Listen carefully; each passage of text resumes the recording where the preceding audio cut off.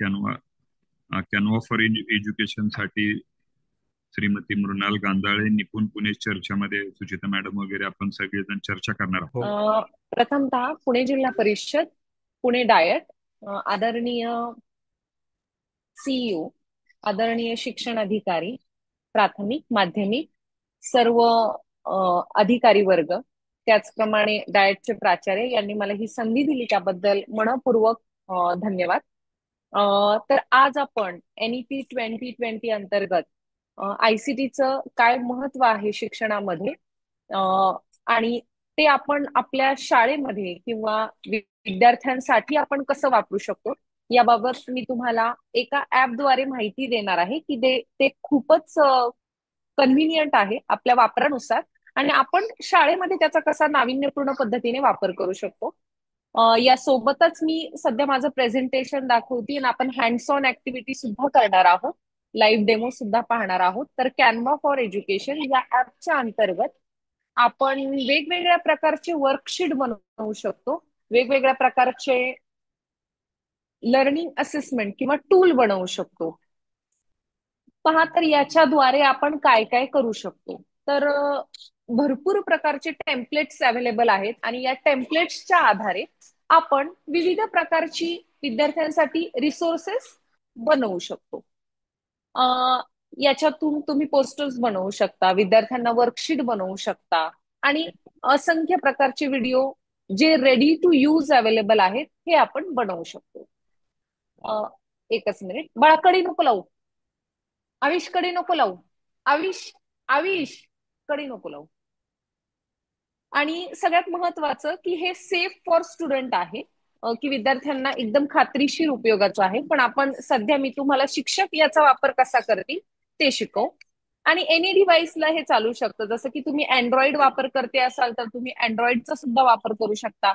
तुम्ही apple user असाल तर तुम्ही ऍपलचा सुद्धा वापर करू शकता. कॅनवा मध्ये रेडी डिझाईन आहे, त्याचा फक्त आपल्याला वापर करायचा आहे. म्हणजे आपले एफर्ट्स, जसं की आपण एखादं प्रेझेंटेशन बनवायचंय, त्या प्रेझेंटेशन बनवण्यासाठी आपल्याला जो वेळ द्यायचा आहे तो एक्स्ट्राचा वेळ वाया न घालवता आपण रेडी टू यूज मटेरियल वापरू शकतो. हे एज्युकेटर, स्टुडंट आणि सगळ्यांसाठीच फायदेशीर आहे. तर आपण याचा लाईव्ह डेमो पाहूया.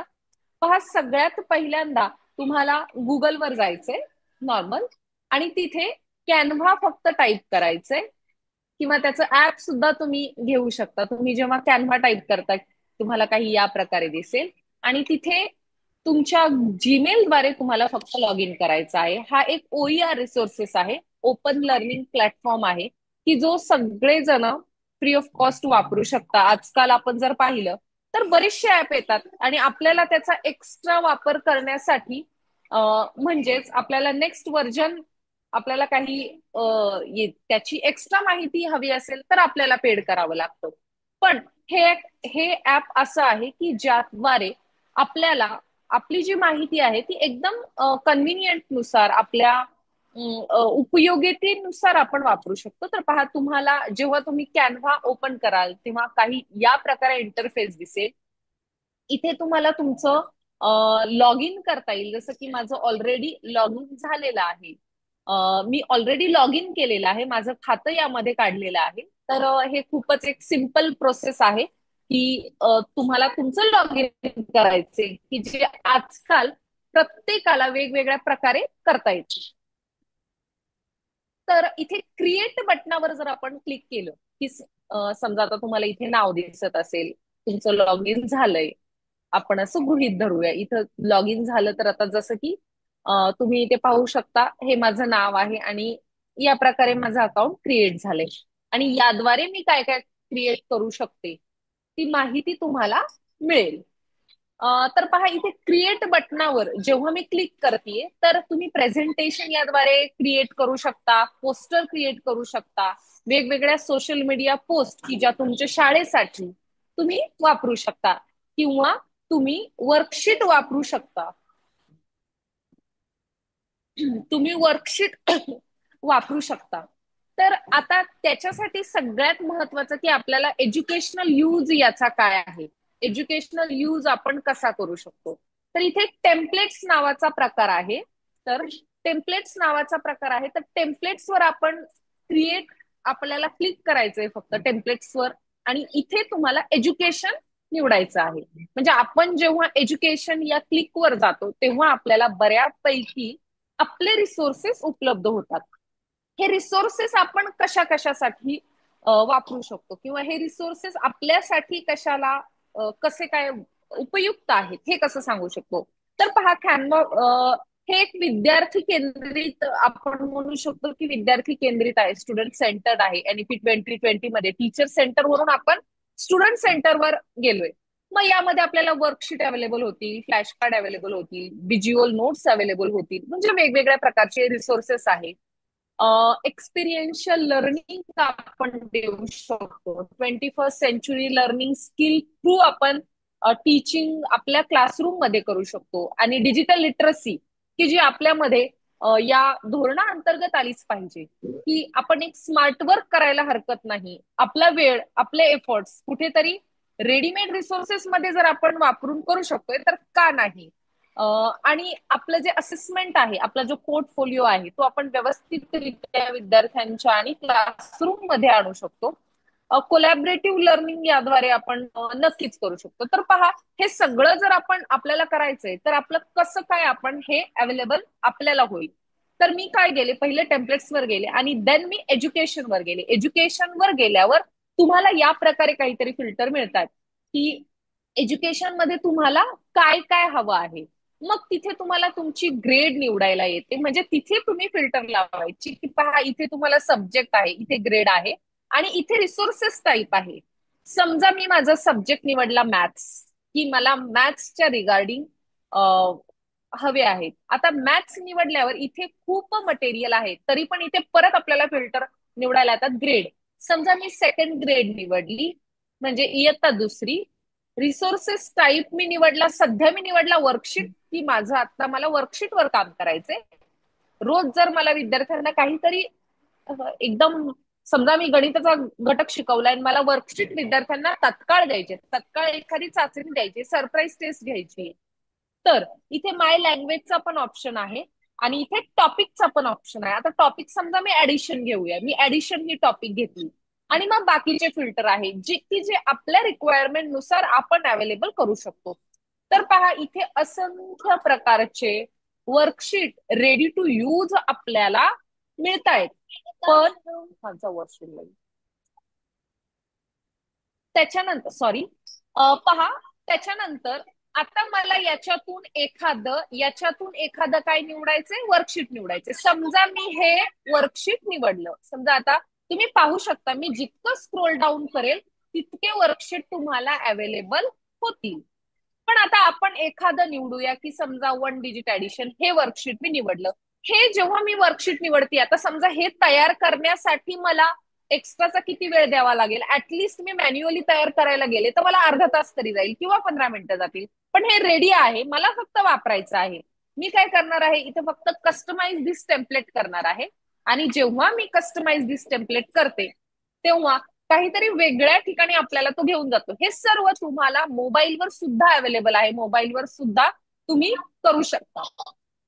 आणि कोणतंही डिजिटल ऍप वापरताना आपल्याला काय करायला लागेल, कोणतंही डिजिटल ऍप आपण जेव्हा वापरतो आपल्या रिक्वायरमेंट नुसार आपल्याला ते वापरायला लागतं. बघा आता इथे ज्या ज्या ज्या वर्कशीटला मी क्लिक करते तिथे आपल्याला काय होतंय, वेगवेगळ्या रंगाचं, म्हणजे तिथे मी बदल करू शकते. आता समजा इथे मी क्लिक केलं, आता मला याच्यावर काय करायचंय, मॉडिफाय करायचं आहे. मग आता काय करणार, हॅलो, पोरांचं काय होतं. हॅलो, सॉरी, इथे मला समजा मॉडिफाय करायचं आहे हे वर्कशीट, तर मी पूर्ण वर्कशीटला सिलेक्ट केलेलं आहे. तिथं जरा ना लयच वर चढपणा वाढलाय तिकडं. मग हॅलो, तिथं म्हटलं जरा वर चढपणाच वाढलाय. बोलायची ती जातात त्यांची अक्कल. आता हेच जर वाक्य जर त्यांना सांगितलं मग कशी हॅलो, कुणाचं तरी माईक सुरू आहे, कृपया माईक बंद ठेवावा. आपलं पर्सनल बोलणं सर्व सर्वी म्हणजे पूर्ण जिल्हा ऐकतोय, तरी आपण कृपया तो माईक जर बंद केला तर बरं होईल. ठीक आहे, तर मी पूर्ण वर्कशीटला सिलेक्ट केलं आणि वर्कशीटला सिलेक्ट केल्यावर तुम्हाला इथे डिझायनिंगचे ऑप्शन येत आहेत. तर डिझायनिंगचा भाग आपण बाजूला ठेवूया, पण मला महत्वाचं सांगायचंय हे की ही डिझाईन आपण एका ट्रान्सलेट मोडला मी तुम्हाला दाखवते. याच्यात एक खूप सुंदर फीचर आहे की ट्रान्सलेट. पहा इथे तुम्हाला बाकीचे सगळे आहे, तुम्ही फॉन्ट बदलू शकता, तुम्ही तुमच्या शाळेचं नाव ऍड करू शकता, त्याचप्रमाणे वेगवेगळ्या प्रकारे तुम्ही याच्यावर काम करू शकता. पण इथे जो ट्रान्सलेटचा ऑप्शन आहे तिथे मी जर गेले तर पहा तुम्हाला इथे दिसेल. म्हणजे मी हा मुद्दा का सांगितला, कारण गणिताचा भाग झाला तर बऱ्याच शाळांमध्ये मराठी आहे, गणित म्हणजे सेमी आणि मराठीचा प्रॉब्लेम आहे, किंवा इतर जे रिसोर्सेस आहेत आपल्याला मराठीशी आपण फार कन्व्हिनियंट आहोत किंवा आपल्याला गरजेची आहे, म्हणून मग मी ट्रान्सलेट पेज करू शकते. Otherwise select text from current page असंही करू शकते. आता मी डायरेक्टली ट्रान्सलेट पेज म्हणून करते. आता मला एकच पेज ट्रान्सलेट करायचं आणि कोणत्या भाषेत करायचं, इथे खूप साऱ्या भाषा अवेलेबल आहेत.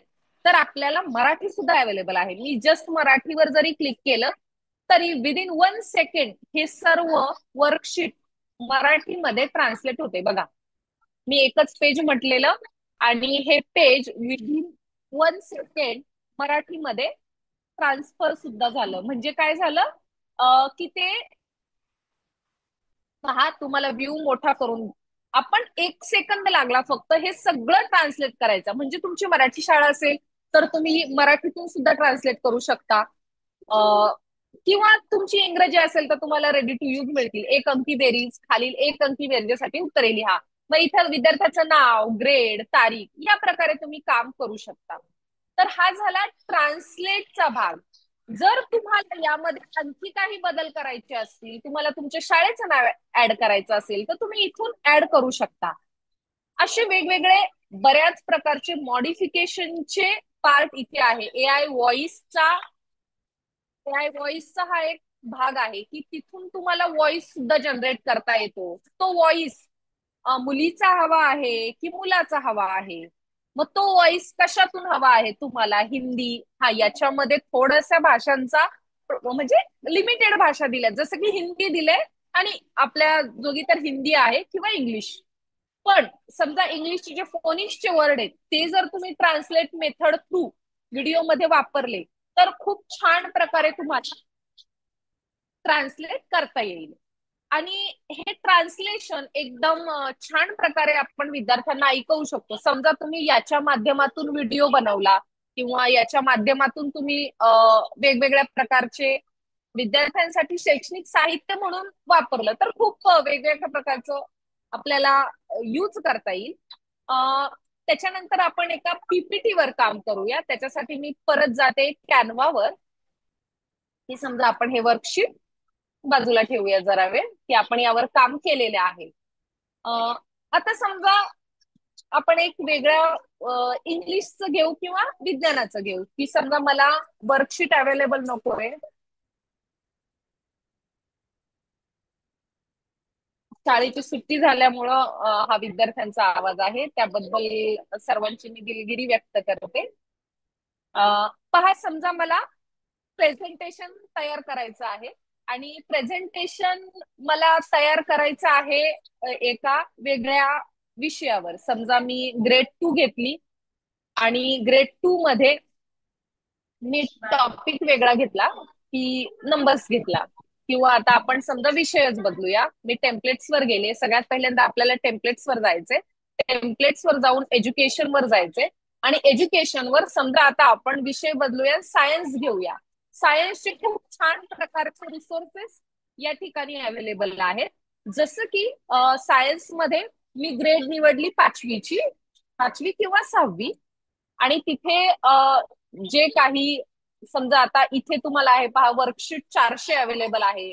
म्हणजे ग्रेड 5 ची प्रेझेंटेशन 350 अवेलेबल आहे, पोस्टर 320 अवेलेबल आहे.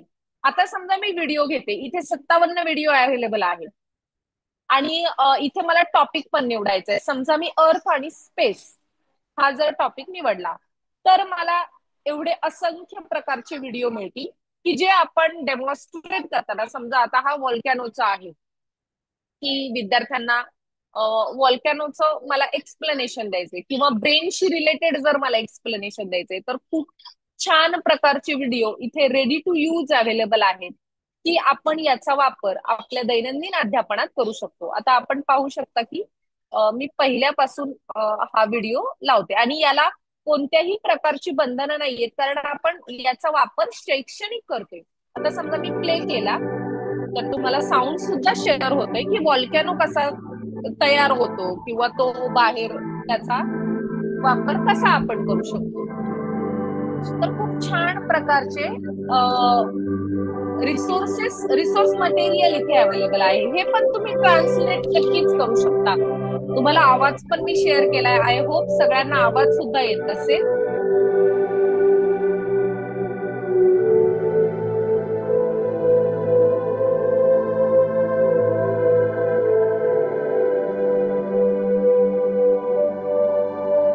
ठीक आहे. तुम्हाला एक संकल्पना लक्षात आली की आता हे व्हॉल्कॅनोचं होतं. समजा मला याला एडिट करायचे पूर्ण याला एडिट करायचे तर मी काय करणार आहे की पहा मगाशी मी जसं की ट्रान्सलेटचा मुद्दा वापरला. पहा इथे मी ट्रान्सलेटला गेले आणि मी माझी लँग्वेज निवडली की मला हा व्हिडिओ मराठीतून दाखवायचा आहे. ऑब्व्हियसली आपण विद्यार्थ्यांना एक्सप्लेन चांगल्या प्रकारे करू शकतो पण व्हॉल्कॅनो किंवा इतर जे कोणतेही रिसोर्सेस आहेत किंवा ब्रेनचं जर आपण पाहिलं याच्यामध्ये फोटोसिंथेसिसचा हा जो मुद्दा आहे इतकं सुंदर प्रकारे प्रेझेंटेशन आहे की विद्यार्थ्यांना ती कॉन्सेप्ट खूप छान प्रकारे समजते. आता पहा मी जस्ट ट्रान्सलेट म्हटले आणि ट्रान्सलेट केलं तर ते विदिन अ सेकंड ट्रान्सलेट होते बघा.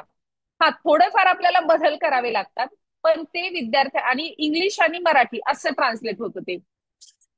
आता पहा हे इथे ट्रान्सलेट झालं. आता समजा हे फुल व्ह्यू केला तर मे बी हे काहीतरी थोडस वेगळं आलं असेल. Just a minute. आपण जे पेज ट्रान्सलेट केलेलं इथे आपण ट्रान्सलेट केलेलं हा इथे मी पॉज करते. आता हे जे आहे हे लहान उंच बाजूची ज्वालामुखी आहे जे राक्स म्हणजे याच्यामध्ये काहीतरी बदल आपल्याला करावेच लागतात. कारण असं म्हणतात की technology can't replace the teacher. Technology टीचरला रिप्लेस करू शकत नाही. ती याच्यासाठीच की आता थ्रू द एआय हे ट्रान्सलेट झालं पण याच्यात किती सत्यता आहे किंवा याच्यामध्ये किती ऑथेंटिकपणा आहे हे आपण पुस्तकातून तपासणं गरजेचं आहे. आपण जेव्हा तपासू तेव्हा आपण या व्याख्येमध्ये काही प्रमाणात बदल करू शकू. तर पहा याद्वारे आपण व्हिडिओ तयार करू शकतोय. याद्वारे आपण वर्कशीट तयार करू शकतो. आता मी विदिन 2 मिनिट्स मध्ये तुम्हाला एक प्रेझेंटेशन चांगल्या प्रकारचं तयार करून दाखवते.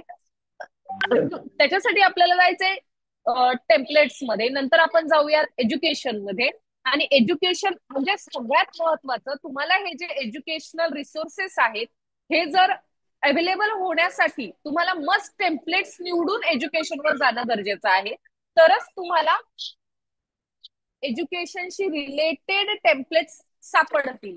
आता परत मी जातीये की मी ग्रेड निवडली माझी. समजा आपण थोडी 7th ग्रेड निवडूया आणि 7th ग्रेड मध्ये मला माझा रिसोर्सेस टाईप एकच मिनिट.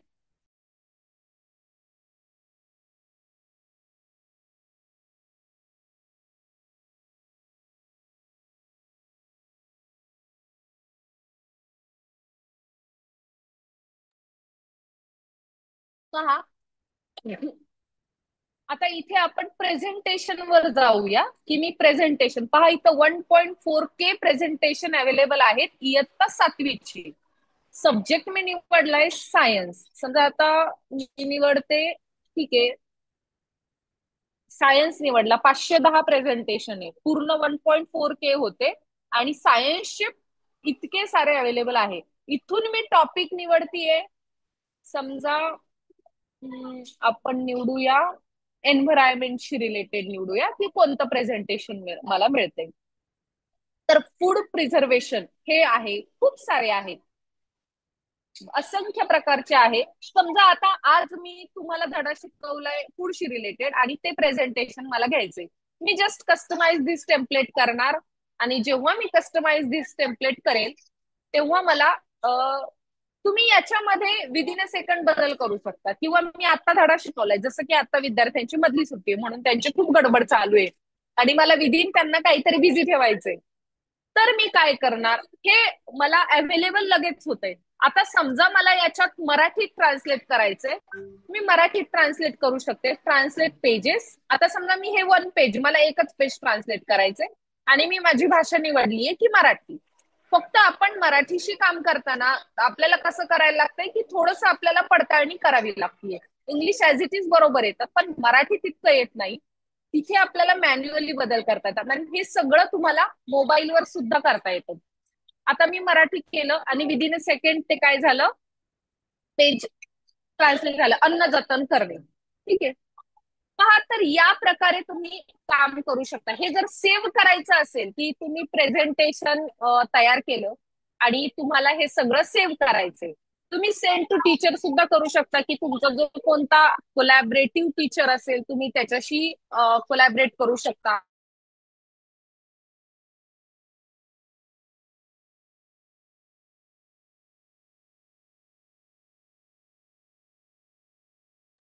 So sorry. कोणता टीचर असेल तर तुम्ही समजा, आता समजा हे माझे को टीचर आहेत, मी यांना रिक्वेस्ट सेंड केली की सोबत मिळून सुद्धा आपण याच्यावर काम करू शकतो. असे असंख्य प्रकारचे मॉडिफिकेशन यात अवेलेबल आहे. आता पहा, इथे एक मी ऑप्शन निवडलाय स्पीड पेंटिंगचा, की तुम्ही खूप प्रकारचे व्हिडिओ पाहिले असतील, हाताने लिहिण्याचे व्हिडिओ असतात, तर त्याच्यात हा पण एक ऑप्शन अवेलेबल आहे. आता समजा बघा, ही इमेज आहे, विदिन अ सेकंड ही मी तुम्हाला करून दाखवली की हाताने लिहिण्यासारखं मॅजिक इथे आलं, कारण मी तो ऑप्शन निवडलाय म्हणून. आता पहा, समजा इथे मला ते लिहायचंय, तर इथे मी ती इमेज घेऊ शकते. सध्या मला त्याची गरज नाहीये, मला फक्त तुम्हाला ते फीचर दाखवायचं होतं म्हणून मी ते फीचर दाखवून दिलं तुम्हाला. तर काही या प्रकारे आपण अशा प्रकारे हे काम करू शकतो. आता समजा पुढच्या शिक्षकाचा फीडबॅक यायचं राहिलंय म्हणून हे असं झालंय, पण मला समजा हे प्रेझेंटेशन सेव्ह करायचंय, तर मी हे प्रेझेंटेशन पण सेव्ह करू शकते. 2 मिनिटात मी फक्त आता तुम्हाला एक फ्लॅश कार्ड मगाशी सेव्ह करायचं राहिलं, सॉरी, वर्कशीट. वर्कशीट मी एक तुम्हाला जस्ट दाखवते की मला समजा आपल्याला वर्कशीट सेव्ह करायचंय, तर ते आपण कसं करू शकतो. आपण ग्रेड बदलूया आणि टॉपिक बदलूया. पहा, परत आपण होमवर गेलो. होमवर गेल्यावर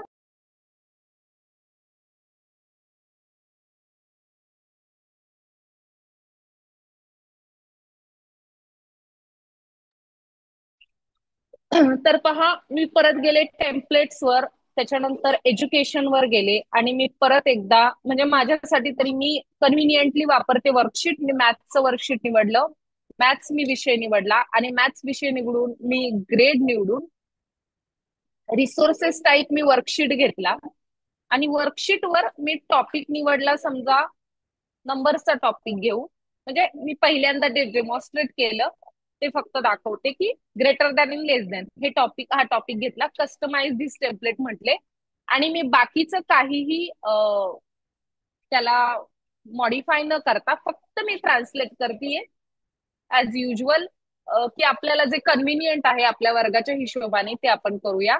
समजा मी इथं ट्रान्सलेट घेतलं आणि ट्रान्सलेट पेज, ट्रान्सलेट पूर्ण पेज मी केलं मराठीमधून.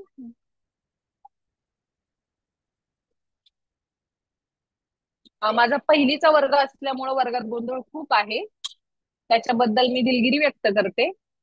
तर पहा, पेक्षा मोठे आणि पेक्षा कमी, पेक्षा मोठे आणि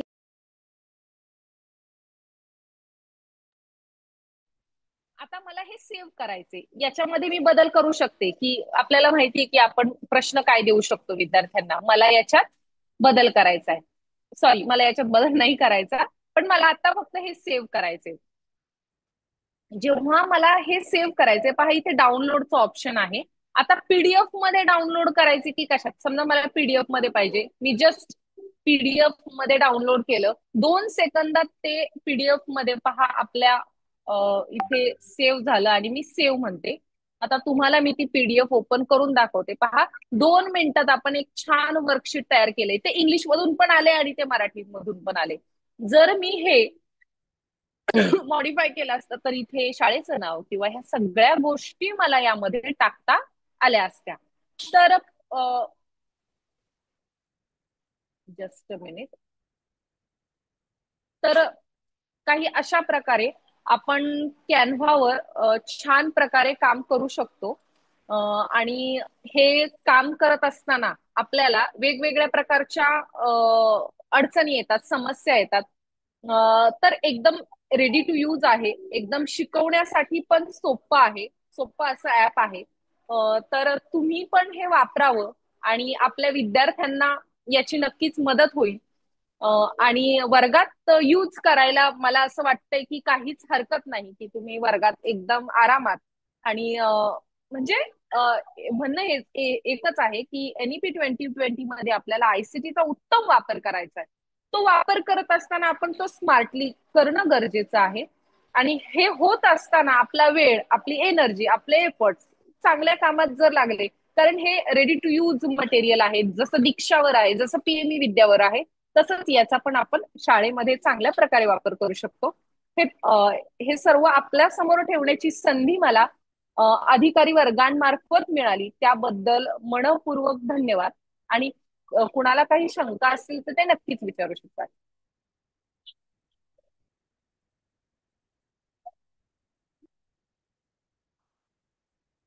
सर, झालेलं आहे माझं प्रेझेंटेशन. धन्यवाद मृणाल मॅडम. अतिशय सुंदर की शिक्षकांना हे तंत्रस्नेही असायलाच हवं आणि जे परंपरागत शिक्षण आहे त्याच्यामध्ये अ, बदल हा नेहमीच करायला हवा आणि तंत्रज्ञानाच्या साह्यानं अध्ययन अध्यापन करणं, अध्ययन अनुभव देणं हे किती सहज आणि सोपं आहे हे मृणाल मॅडमनी सगळ्या शिक्षकांना अतिशय सुंदर पद्धतीनं मार्गदर्शन केलेलं आहे. विविध प्रकारचे ऍप असतात, एज्युकेशनल ऍप असतात. त्यापैकी कॉन्वाचं जे ऍप आहे ते मॅडमनी सुंदर पद्धतीनं डेमॉन्स्ट्रेट करून शिक्षकांना दाखवलेलं आहे. निश्चितच शिक्षक या कॅनव्हाचा वापर आपल्या अध्ययन अध्यापन पद्धतीमध्ये करतील. धन्यवाद मृणाल मॅडम. आता मी थँक्यू मॅम, थँक्यू.